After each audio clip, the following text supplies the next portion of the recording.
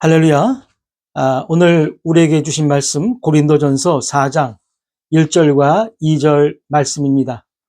고린도전서 4장 1절과 2절 말씀 제가 봉독하겠습니다. 사람이 마땅히 우리를 그리스도의 일꾼이요 하나님의 비밀을 맡은 자로 여길지어다. 그리고 맡은 자들에게 구할 것은 충성이니라. 우리 영어 성경 한 번 더 찾아보기를 원합니다. 영어 성경 고린도전서 4장 1절과 2절입니다. Let a man so account of us as of the ministers of Christ and stewards of the mysteries of God. Moreover, it is required in stewards that a man be found faithful. 어느덧 4월 마지막 주일을 보내고 있습니다.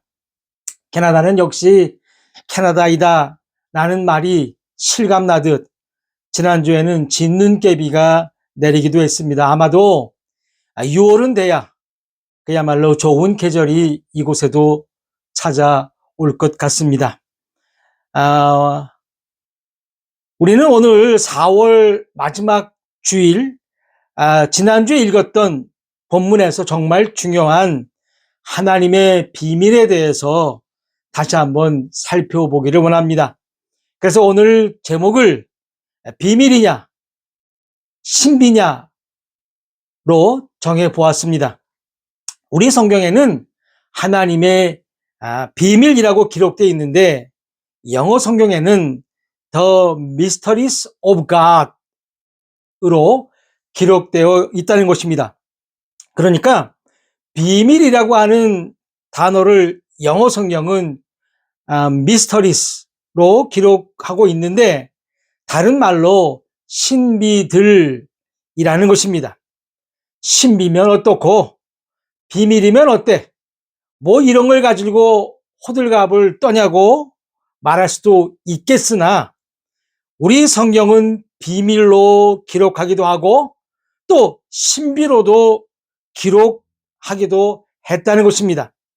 그러다 보니 일관성이 없고 소위 비밀로 번역할 경우 신약 성경은 하나님의 계시의 책이 아니라 비밀들을 비밀에 붙여두는 비밀 문서가 된다는 것입니다.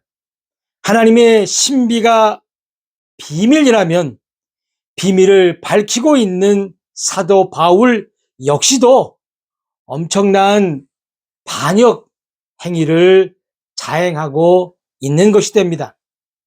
그래서 오늘 우리는 이 하나님의 신비들에 대해서 자세히 살펴보기를 원합니다.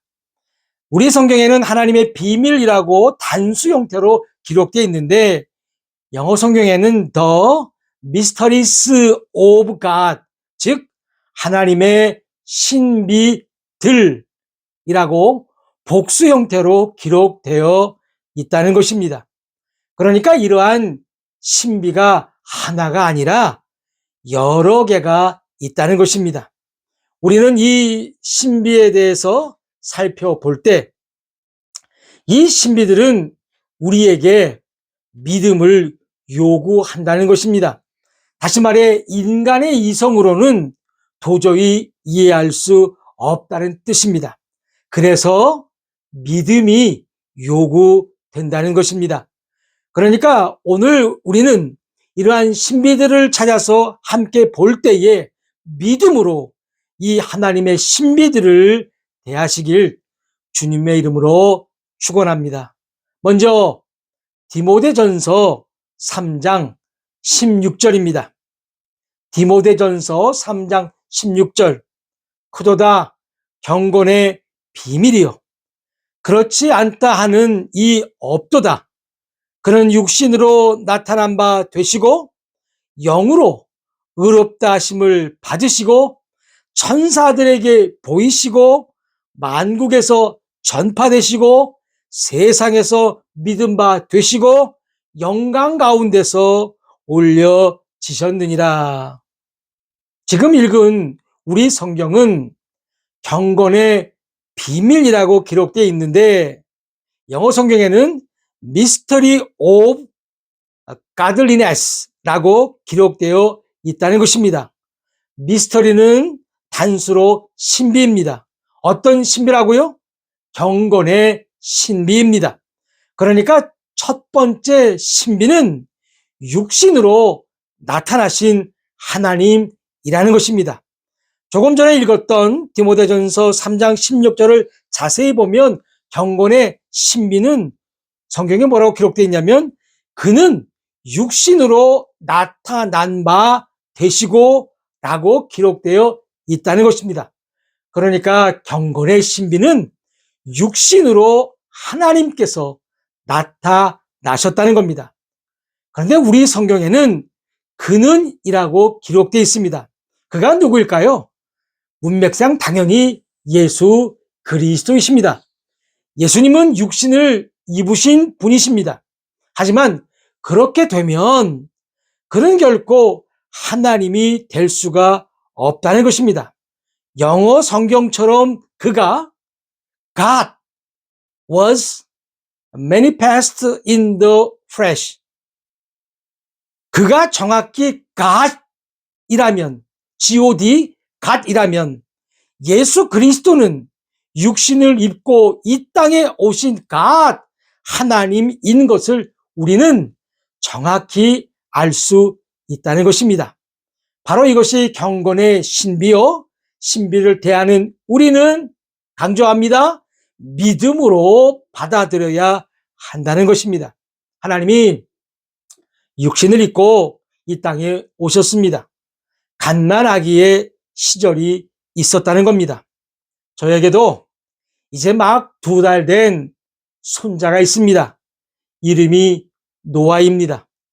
이 손자 노아가 하는 일은 먹고 자고 배설하고 보채고 울고 웃는 것 등 그러한 일입니다. 바로 하나님께서 육신을 입으신 것이 예수님이시고 그 예수님이 이러한 아기 상태로 우리 노아처럼 그렇게 아기 상태로 시절을 보냈다는 겁니다. 이 하나님이 우리 인간들처럼 그런 시절이 있었다는 게 과연 우리의 이성으로 이해가 되나요? 그래서 신비라는 것입니다. 바로 이것이 경건의 신비라는 것입니다. 우리가 전에 읽었던 고린도전서 1장 20절, 21절 다시 한번 보시겠습니다. 지혜 있는 자가 어디 있느냐? 선비가 어디 있느냐? 이 세대의 변론가가 어디 있느냐? 하나님께서 이 세상의 지혜를 미련하게 하신 것이 아니냐? 하나님의 지혜에 있어서는 이 세상이 자기 지혜로 하나님을 알지 못함으로 하나님께서 전도에 미련한 것으로 믿는 자들을 구원하시기를 기뻐하셨도다. 여러분, 인간의 지혜로는 하나님을 알지 못한다고 지금 성경은 말씀하고 있습니다. 그 이유가 바로 신비이기 때문이라는 것입니다. 여러분, 이 철학이 영어로 무엇인지 아십니까? 필라소피라고 합니다. 그리스어 필로스, 사랑이죠? 그 필로스와 소피아, 지혜, 그 필로스와 소피아의 합성어에서 유래하여 지혜에 대한 사랑, 바로 이것이 철학이라는 것입니다. 바로 고린도 교회 시대에 사람들이 이랬습니다. 그래서 교회에서까지 자신들의 지혜를 뽐내고 싶어 했지만 이러한 지혜로는 하나님을 알지 못한다는 사실을 믿으시기를 바랍니다. 지금 여러분들이 하나님을 알고 예수 그리스도를 믿고 있다면 여러분들은 어느 철학자들보다 위대한 사람임을 믿으시기를 바랍니다. 이것이 바로 경건의 신비입니다. 두 번째 신비는 골로새서 1장 27절입니다. 하나님이 그들로 하여금 이 비밀의 영광이 이방인 가운데 얼마나 풍성한지를 알게 하려 하심이라. 이 비밀은 너희 안에 계신 그리스도니 곧 영광의 소망이니라. 지금 읽은 우리 성경에는 영락없이 비밀로 기록되어 있는데, 진짜 비밀이면 아까도 말씀드렸듯이 신약 성경은 비밀 문서가 되는 것입니다. 하지만 영어 성경에는 역시나 미스터리, 신비라고 기록되어 있습니다. 이 두 번째 신비는 너희 안에 계신 그리스도, 즉 그리스도인 안에, 우리 안에 예수 그리스도가 계신다는 것입니다. 우리는 그리스도인으로 그리스도께서 우리 안에 거하심을 믿습니다. 그런데 이러한 것을 설명하기는 어렵다는 겁니다. 한 번은 주일학교 어린 학생이 자신의 아빠에게 이런 말을 했다고 합니다. 아빠도 하나님을 아버지라고 부르고, 엄마도 하나님을 아버지라고 부르고, 심지어 할머니도 하나님을 아버지라고 부르면 나는 하나님을 뭐라고 불러야 하나요? 이 아이의 생각엔 어쩌면 족보가 꼬인 것 같았나 봅니다. 여러분, 전 세계 인구가 다 구원받았어도 전 세계 인구 각자 속에 그리스도는 거하신다는 것입니다. 결코 그리스도는 나뉠 수 없다는 것입니다. 고린도전서 1장 13절은 그리스도께서 어찌 나뉘시겠느냐? 결코 나뉠 수 없다는 겁니다. 그리스도가 믿는 사람 수만큼 나뉘거나 잘려서 그 사람 속에 거하는 것이 아니기에 이것 역시 신비라는 것입니다. 세 번째 신비는 에베소서 5장 30절에서 32절입니다. 우리는 그 몸의 지체임이라. 그러므로 사람이 부모를 떠나 그의 아내와 합하여 그 둘이 한 육체가 될지니 이 비밀이 크도다. 나는 그리스도와 교회에 대하여 말하노라. 이 본문을 보면 결혼식 주례에도 사용되는 것을 우리는 알 수 있습니다. 하지만 이 세 번째 신비는 유대인과 이방인이 그리스도 안에서 한 몸을 이루는 신비라는 것입니다. 두 번째 신비에서 구원받은 그리스도인 안에 주님이 거하신다고 말씀드렸습니다. 이 세 번째 신비는 주님만 우리 안에 거하시는 것이 아니라 구원받은 우리도 주님 안에 거한다는 것입니다. 다시 말해 그리스도 안에서 한 몸을 이룬다는 것입니다. 이 신비를 부부가 한 몸을 이루는 것처럼 예를 들어 성경은 설명하고 있는 것입니다. 아내와 남편은 각자 다른 몸을 가지고 활동하고 있는데 둘이 결혼하는 순간 한 몸이 되는 것처럼 구원받은 우리들이 그리스도 안에서 한 몸을 이룬다는 것입니다. 지금 예수님은 하늘 위에 계시고 우리는 이 지구상에 있습니다. 그런데 우리가 구원받은 그리스도인이 된다면 우리 역시도 주님 안에 거하기에 우리도 천상에 거한다는 것입니다. 에베소서 2장 6절입니다. 또 함께 일으키사 그리스도 예수 안에서 함께 하늘에 앉히시니. 그래서 예수님을 영접하는 자들은 그 어디가 하늘나라가 되는 것입니다. 네 번째 신비는 로마서 11장 25절입니다. 형제들아, 너희가 스스로 지혜 있다 하면서 이 신비를 너희가 모르기를 내가 원치 아니하노니 이 신비는 이방인의 충만한 수가 들어오기까지 이스라엘의 더러는 우둔하게 된 것이라. 자, 지금 읽은 이 말씀을 우리 성경에는 모처럼 신비라고 기록하고 있습니다. 그러니까 어디에는 비밀로 어디에는 신비로 기록되어 있으니 아무리 성경을 통독하고 필사해도 신비가 무엇이며 비밀이 무엇인지 도무지 알 수가 없다는 것입니다. 네 번째 신비는요, 바로 이스라엘입니다. 이 이스라엘의 회복이 네 번째 신비라는 겁니다. 요즘 중동에서 전쟁을 일으킨 장본인이 바로 이스라엘입니다. 미국 대통령 트럼프는 이란과의 전쟁을 통해 무언가 얻어가기만 하면 되겠지만 이스라엘은 아닙니다. 바로 이 이스라엘이 전쟁의 주범입니다. 그래서 한국의 정부도 이런 이스라엘을 비난했습니다. 우리 성경에는 이스라엘의 더러는 우둔하게 된 것이다 라고 기록되어 있는데, 다시 말하면 이스라엘의 일부가 완고하게 된 것이라는 것입니다. 여기서 우둔하게 된 것에 해당하는 영어 단어는 blindness라고 하는데요. 이 뜻은 실명, 맹목이라는 뜻이 있다고 합니다.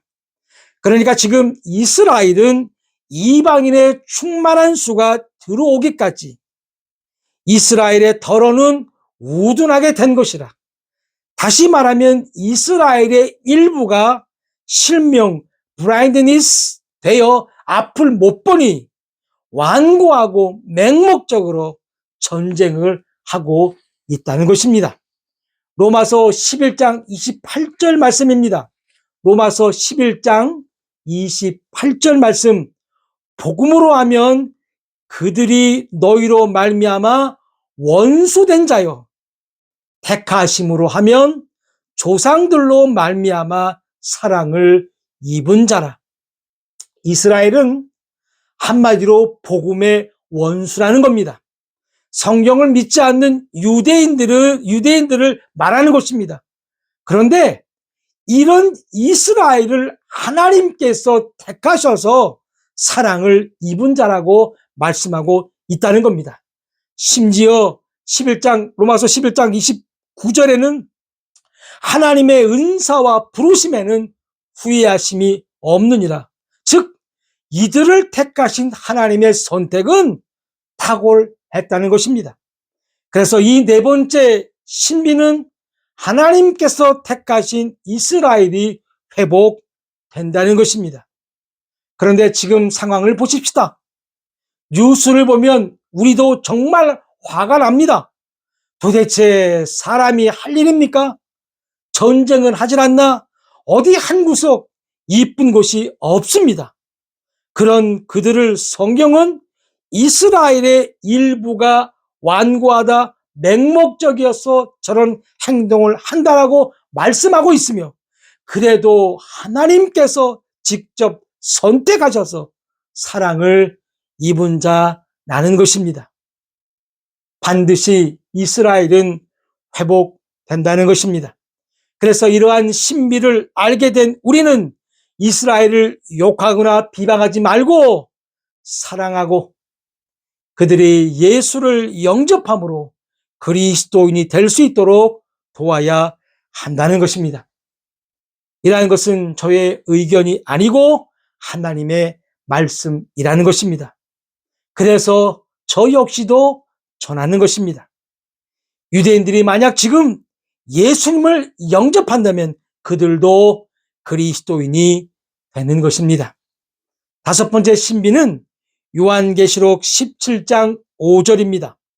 그의 이마에 이름이 기록되었으니 비밀이라, 큰 바벨론이라, 땅의 음녀들과 가증한 것들의 엄이라 하였더라. 다섯 번째 신비는 바로 큰 바벨론입니다. 음녀는 영어로 harlots로 창녀들입니다. 스펠링으로 보게 되면 HARLOTS harlots 창녀들입니다. 요한계시록 17장 18절에는 그 창녀를 큰 도성이라고 기록하고 있습니다. 또 내가 본 그 여자는 땅의 왕들을 다스리는 큰 성이라 하더라. 여러분, 땅의 왕들을 다스리는 도시를 아십니까? 그런 도시가 있을까요? 예, 있습니다. 바로 로마입니다. 바로 이 로마가 창녀입니다. 기독교인들은 가톨릭을 좋아하지 않습니다. 그 이유가 목사님들이 그렇게 가르쳐서가 아니라 성경이 말하고 있는 창녀들이며 그들의 정체는 땅의 왕들을 다스리는 큰 도성이기에 그렇다는 것입니다. 이 도성은 어디에 세워져 있나요? 요한계시록 17장 9절에는 이렇게 기록되어 있습니다. 지혜 있는 뜻이 여기 있으니 그 일곱 머리는 여자가 앉은 일곱 산이요. 또 그 여자가 어떤 색의 옷으로 치장하고 있나요? 역시 4절에 그 여자는 자줏빛과 붉은빛 옷을 입고 금과 보석과 진주로 꾸미고 손에 금잔을 가졌는데 가중한 물건과 그의 음행에 더러운 것들이 가득하더라.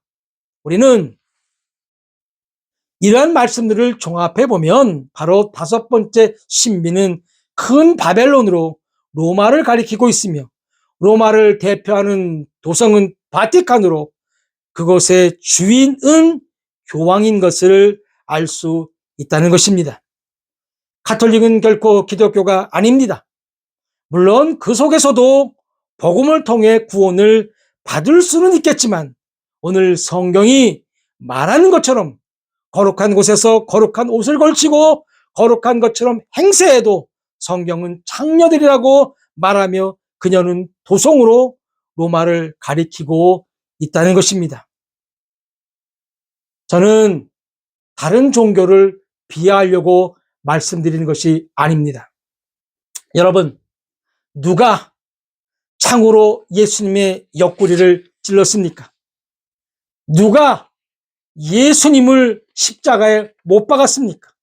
누가 예수님을 채찍질했습니까? 누가 바울을 감옥에 넣었습니까? 누가 야고보의 목을 잘랐습니까? 로마인입니까? 아시안인입니까? 모두 다 로마 사람이라는 것입니다. 가톨릭 신자들도 기독교인이라고 생각할 수 있겠지만 그들은 결코 아닙니다. 얼마나 기독교의 정신으로 무장되어 있는 것처럼 보입니까? 그러나 아닙니다. 또한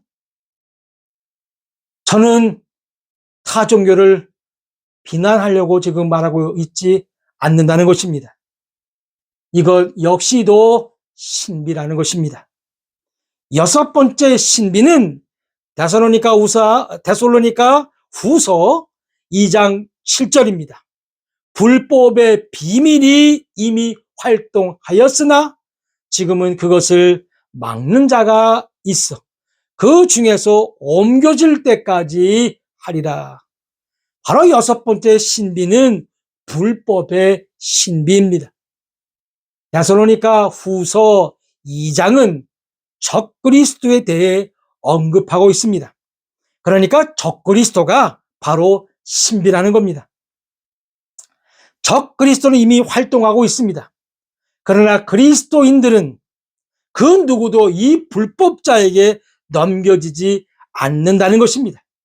구원받은 그리스도인들이 구원을 상실할 수 있다고 가르치는 자들도 있는데 이러한 가르침은 마귀의 가르침이라는 것입니다. 결코 그렇지 않습니다. 교회가 휴고되고 나면 이 세계는 잠시 동안 적그리스도의 손에 넘겨집니다. 그 이유는 교회가 휴고되고 이 땅에 없기 때문입니다. 이때 이 땅에는 대환란이 일어날 것입니다. 그래서 이 말씀은 비밀이 아니고 신비라는 것입니다. 마지막으로 고린도전서 15장 51절입니다. 고린도전서 15장 51절 보라, 내가 너희에게 비밀을 말하노니 우리는 다 잠잘 것이 아니요 마지막 나팔에 순식간에 호련히 다 변화되리니. 바로 마지막 7번째 신비는 휴거입니다. 이 신비는 어느 날 그리스도의 몸인 교회, 즉 그리스도인들이 이 지상에서 사라져 버리는 신비라는 것입니다. 나팔 소리가 나면 먼저 죽은 자들이 썩지 아니할 것으로 다시 살아나고, 살아서 휴거를 맞는 그리스도인들이라면 죽음을 맛보지 않고 들려 올라간다는 것입니다. 말이 됩니까? 그래서 신비입니다. 많은 그리스도인들은 이러한 내용을 잘 알고 있습니다. 그래서 그들은 자기들의 부모, 형제가 세상을 떠나게 되면 무덤이 열리고 죽은 자가 휴거된다는 것을 알기에 화장이 아닌 내장을 고집한다는 것입니다. 그래야 부활한다고 생각합니다. 그러나 화장을 하든 내장을 하든, 화장을 해서 그 뼈가루를 강물에 띄워 보내든 상관이 없습니다. 다 괜찮습니다. 휴거는 썩을 육체로 올라가는 게 아니라는 것입니다. 52절 말씀 한 번 더 보시겠습니다. 나팔 소리가 나매 죽은 자들이 썩지 아니할 곳으로 다시 살아나고 우리도 변화되리라. 아멘. 바로 썩지 아니할 곳으로 변화된다는 것입니다. 그 이유가 역시 50절에 기록되어 있습니다. 형제들아, 내가 이것을 말하노니 혈과 육은 하나님의 나라를 이어받을 수 없고, 또한 썩는 것은 썩지 아니하는 것을 유업으로 받지 못하느니라. 바로 혈과 육은 하나님의 나라를 이어받을 수 없기에 썩지 아니하는 것으로 변화되어 올라간다는 것입니다. 우리의 이성으로, 이 세상의 지혜로는 이해하기가 정말 어렵습니다. 그래서 이것이 신비이며, 이 신비는 믿음을 언제나 요구한다는 것입니다. 마지막으로 오늘 우리의 본문 고린도전서 4장 2절 말씀입니다. 그리고 맡은 자에게 구할 것은 충성이니라. 지난주에 저는 이 구절에 오역이 많다고 말씀을 드렸습니다. 영어 성경을 보면 아까도 우리가 읽어봤습니다마는 more of it is required in skills that a man be found faithful. 청지기에게 요청되는 것은 무엇보다도 신실한 사람으로 발견되는 것이라. 기억이 나시죠? 결론적으로 말씀을 드리자면 이러한 하나님의 신비들을 맡아서 관리하는 청지기에는 신실함이 요구된다는 것입니다. 이 말은 이러한 신비들을 보존하는데 신실해야 한다는 것입니다. 그래서 신실한 청지기는 성경의 진리만을 전파하는 사람이라는 것입니다. 오늘 우리는 7가지 신비들을 알아봤습니다.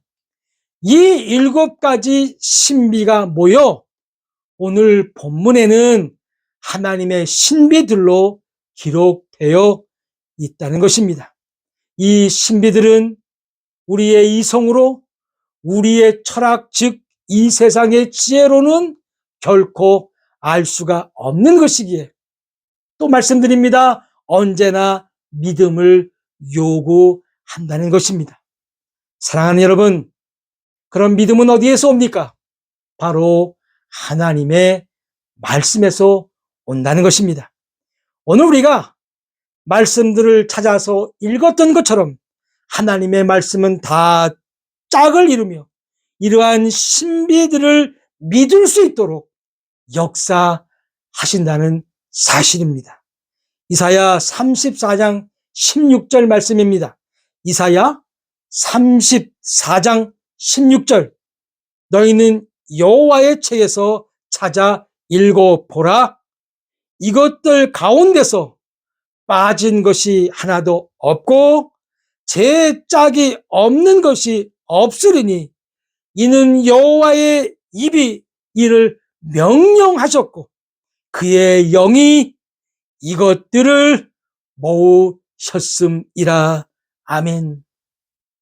혼돈의 시대에 참 그리스도인으로서 한 권의 책의 사람이 되시기를 소망하면서 다 같이 오늘 받은 말씀을 기억하면서 주님께 기도하시겠습니다.